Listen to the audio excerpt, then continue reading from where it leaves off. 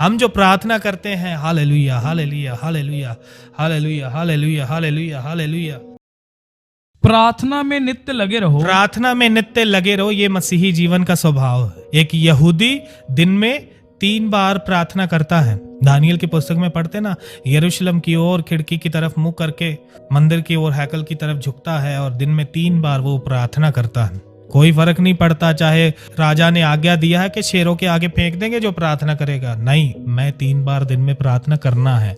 मसीही जीवन का ये रूटीन होना है आपका, प्रार्थना में लगे रहो। यदि आप मसीही हैं, प्रार्थना नहीं है जीवन में, तो आप फेल मसीही हैं, यू आर फेल्ड पर्सन, यदि प्रार्थना नहीं है आपके जीवन में। इसलिए आपको बोलते हैं इकट्ठे होकर बैठकर प्रार्थना किया करें, दिन में कम से कम 1 बार तो करें, फिर धीरे धीरे बढ़ना भी है। यदि यहूदी 3 बार करता तो हमने कितनी बार करना? मुस्लिम लोग कितनी बार नमाज पढ़ते हैं? दिन में 5 बार पढ़ते हैं। उनके 5-5 साल के बच्चे जो है पूरा कुरान बाय हार्ट रट लेते हैं। हमारे बच्चों को पढ़ाते हैं, हम आयते बाइबल पढ़ाते हैं, उनको कोई फर्क नहीं पड़ता जीवन में क्या हालात हो, परेशानी हो, दुख हो, ये उनका लाइफस्टाइल है। दिन में प्रार्थना करना 3 बार यहूदियों का, मुसलमानों का 5 बार दिन में नमाज पढ़ना, ये उनका लाइफस्टाइल है। जब बीमारी आती है, जब परेशानी आती, तब नहीं हम प्रार्थना करते। हमारी प्रार्थना भी क्या है? सेल्फिश है, स्वार्थ से भरी हुई है। हम ये सोचते प्रार्थना करने से क्या लाभ होगा। ये पता विचार किसका है? ये दुष्ट का विचार है जो लाभ के लिए प्रार्थना करता है। पढ़िए अय्यूब का पुस्तक, इधर हाथ रखे, 21:14।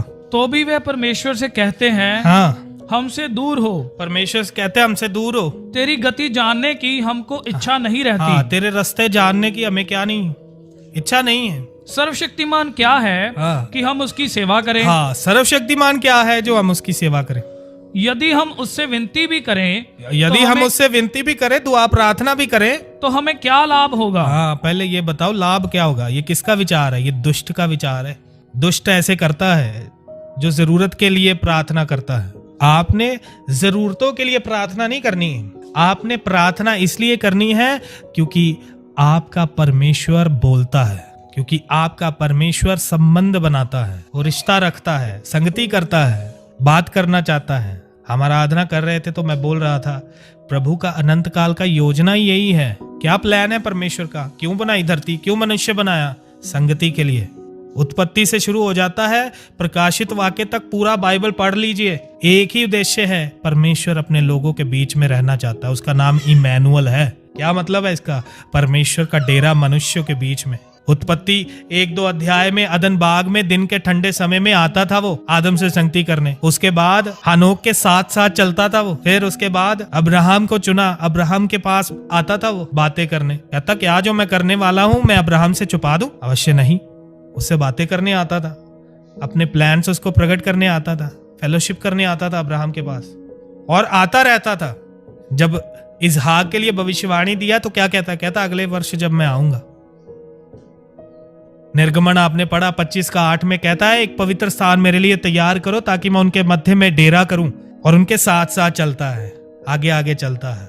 परमेश्वर का डेरा मनुष्य के बीच में। उसके बाद सुलेमान ने एक पक्की हैकल बना दी कि परमेश्वर का पक्का निवास स्थान हमारे बीच में हो। तंबू क्या है? तंबू का अर्थ क्या है? थोड़े समय के लिए, टेम्पररी। उसने पक्का बना दिया कि इजराइल में से परमेश्वर जुदा ना हो। फिर उसके बाद प्रभु यीशु मसीह इस धरती पर आए और यूहन्ना 1:14 में लिखा है कि शब्द देहधारी हुआ और उसने मनुष्य के बीच में क्या किया? डेरा किया। पूरा बाइबल पढ़ो, यही चीज है, यही प्लान है परमेश्वर का। डेरा किया।